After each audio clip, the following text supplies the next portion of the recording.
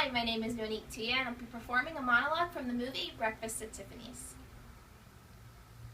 Look, I know what you think, and I don't blame you. I've always thrown out such a jazzy line. But really, except for Doc and you, Jose is my first non-rat romance. Oh, not that he's my ideal of the absolute finito. He tells little lies, and he worries about what people think, and he wants to be the president of Brazil. That's such a useless thing for a grown man to want to be. And he takes about 50 baths a day.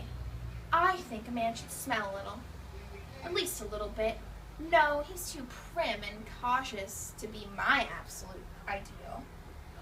If I were free to choose anybody alive, just snap my fingers and say, "Come here, you," I wouldn't pick Jose. Naru, maybe, or Adlai Stevenson, or Sidney Porter, or Leonard Bernstein. But I do love Jose.